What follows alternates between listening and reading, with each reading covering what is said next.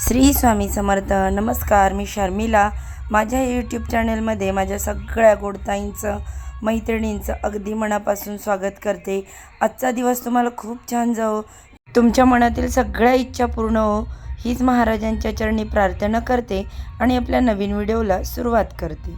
आजच्या व्हिडिओमध्ये आपण जी काही माहिती जाणून घेणार आहोत ती अर्थातच अक्षय तृतीयेनिमित्तच असणार आहे, कारण आज आहे अक्षय तृतीया. तर बघा, अक्षय तृतीयेचे तुम्हाला माझ्याकडून व माझ्या कुटुंबाकडून खूप खूप शुभेच्छा. त्याचबरोबर माता लक्ष्मीचा आशीर्वाद आपल्या सगळ्यांवर कायमस्वरूपी राहो, हीच मी स्वामी महाराजांकडे प्रार्थना करते. आणि बघा, आपल्या ह्या आजच्या नवीन व्हिडिओला सुरुवात करते. आता अक्षय तृतीया हा जो सण आहे तो 3.5 मुहूर्तांपैकी एक मुहूर्त मानला जातो. त्यामुळे या दिवशी विशेष गोष्टींची खरेदी केली जाते, काही खास उपाय केले जातात आणि त्यासंबंधीचे सगळे काही व्हिडिओ आपल्या चॅनेलवरती पितरांची देखील पूजा कशी करावी, सेवा करावी, हे मी अपलोड केलेलेच आहेत या आठवड्याभरामध्ये. अशी मी आशा करते तुम्ही पाहिलेच असतील.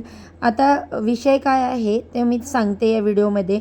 तर बघा, आता आपल्याला आज असे 2 उपाय करायचे आहे ज्याने निगेटिव्हिटी जाणार आहे, आपले जे पितृदोष आहे ते संपण्यासाठी मदत होणार आहे आणि मुख्य म्हणजे माता लक्ष्मी, भगवान श्रीहरी विष्णू यांचा आशीर्वाद आपल्याला प्राप्त होण्यासाठी देखील मदत होणार आहे. तर यामध्ये 2 उपाय आहेत. सगळ्यात पहिला जो उपाय तो मी तुम्हाला सांगते. हा उपाय आहे तो घरातील कोणतीही व्यक्ती करू शकते. आता हा उपाय करण्यासाठी तुम्हाला काय करायचं, तर सगळ्यात अगोदर म्हणजे भीमसेन कापूर लागणार आहे. भीमसेन कापूर नसेल तर तुम्ही साधा कापूर घेतला तरी चालेल, पण शक्यतो भीमसेन कापूर घ्या. भीमसेन कापूर घ्यायचा, एक मोठी पंती लागणार आहे यासाठी किंवा वाटी लागणार. त्यानंतर त्याच्यामध्ये तुमच्याकडे जर धूप पात्र असेल ते तरी चालेल. त्यानंतर बघा, जर तुम्ही हे घेतलं धूप पात्र, वाटी, पणती तरी चालेल. यापैकी कोणतीही गोष्ट घेऊ शकता. आणि एक लक्षात घ्या, त्यामध्ये प्रज्वलित केल्यानंतर संपूर्ण घरामध्ये तो कापूर फिरवायचा. त्या आपल्याला पकडता येईल अशा हिशोबाने आपण भांडं घ्या किंवा जर भांडं छोटं असेल तर ते ताटामध्ये ठेवा. आता हे झाल्यानंतर काय करायचं की जे आपण भांडं घेतलेलं आहे त्या भांड्यामध्ये आपल्याला थोडेसे तांदूळ घ्यायचे, त्यावर हा कापूर ठेवायचा. कापूर प्रज्वलित करण्यापूर्वी आपल्याला त्यासाठी कुठल्या गोष्टी लागणार आहे, तर आपल्याला त्यासाठी लागणार आहे 2 लवंगा, 2 वेलदोडे, एखादं तमालपत्र, त्यानंतर दालचिनीचा एक छोटासा तुकडा, पिवळी मोहरी, अशा प्रकारचे साहित्य आपल्याला घ्यायचं.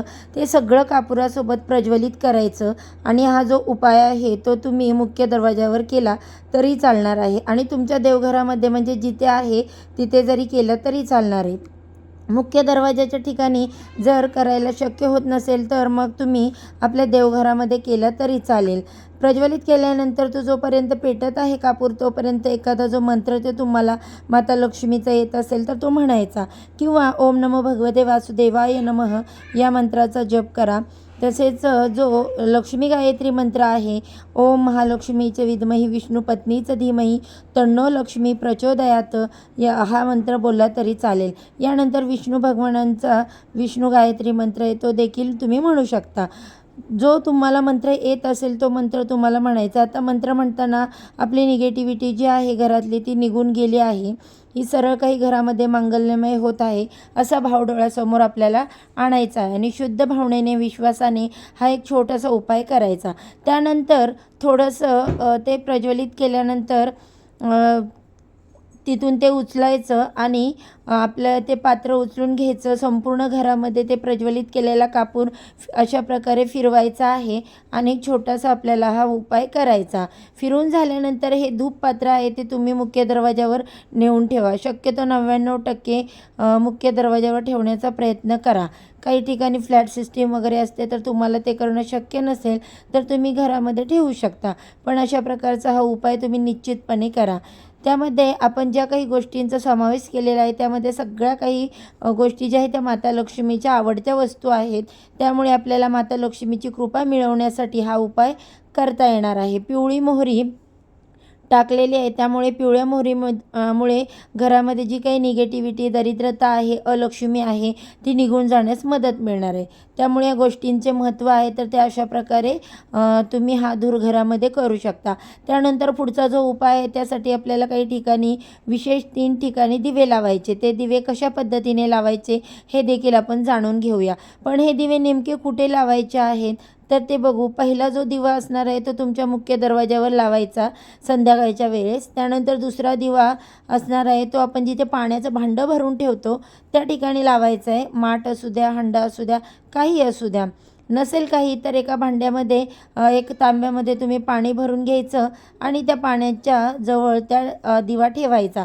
अशा पद्धतीने देखील तुम्ही करू शकता. आणि तिसरा जो दिवा असणार आहे तो तुम्हाला ईशान्य कोपऱ्यात किंवा उत्तर दिशेला लावायचा. आता ईशान्य कोपरा हा पूर्व उत्तरेच्या मध्येच येतो, त्यामुळे इथे ठेवा किंवा उत्तर दिशेला तोंड करून ठेवला तरी चालेल.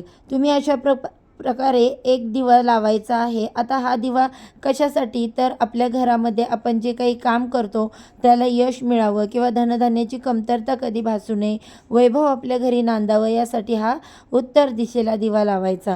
कारण उत्तर दिशा ही कुबेर देवतांची दिशा मानली जाते आणि कुबेर देवतांचा आशीर्वाद प्राप्त होण्यासाठी आपल्याला हे करायचं आहे.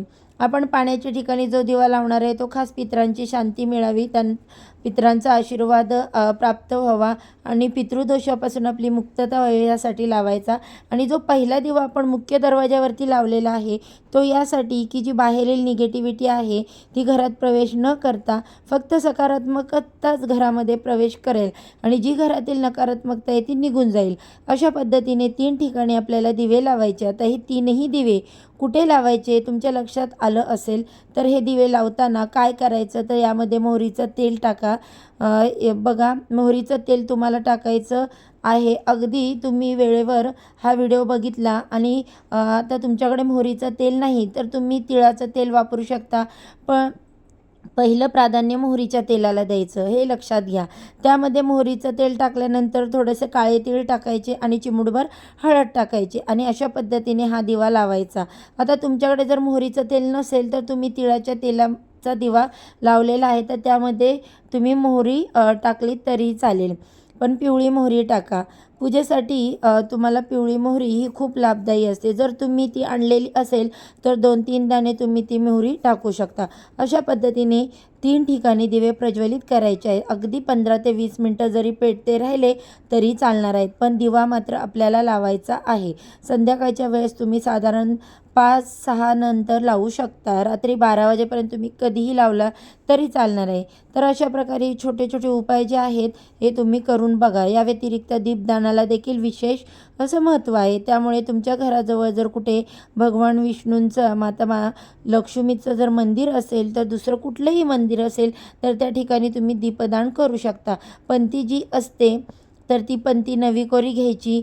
तसेच दिवाळीची जुनी वापरलेली तुम्ही घेऊ नका, नवीनच पंती घ्या. नवीन असेल तर मग तुम्ही कणकेचा दिवा बनवला तरी चालेल, तो त्या ठिकाणी ठेवून आला तरी चालणार आहे. अशा पद्धतीने तुम्ही दीपदान देखील करू शकतात. आपण घरामध्ये जे काही दिवे प्रज्वलित केले त्याला देखील एक प्रकारचं दीपदानच म्हटलं जातं. त्यामुळे जर तुम्हाला मंदिरात जाणं शक्य झालं नाही तर आपण अशा पद्धतीने घरी दिवे लावलेले आहेत ते देखील एक प्रकारचं दीपदान म्हटलं जातं. तर अशा प्रकारे तुम्ही या छोट्या छोट्या गोष्टींचा समावेश आज रात्री करू शकता आणि अक्षय तृतीया जी तिथी आहे या शुभ मुहूर्तावर माता लक्ष्मीचा कृपा आशीर्वाद प्राप्त करू शकतात. तर ही माहिती कशी वाटली कमेंट करून नक्की कळवा. याविषयी जर तुम्हाला काही शंका वाटत असेल तर कमेंटमध्ये तुम्ही नक्की विचारू शकता. व्हिडिओ आवडला असेल तर जाता जाता व्हिडिओला एक लाईक नक्की करा. चॅनेलला सबस्क्राईब करायला विसरू नका. चला तर मग आजच्या व्हिडिओचा इथेच एंड करते. उद्या अशा छानशा माहितीसोबत पुन्हा नव्याने भेटू. सर्वांना श्री स्वामी समर्थ.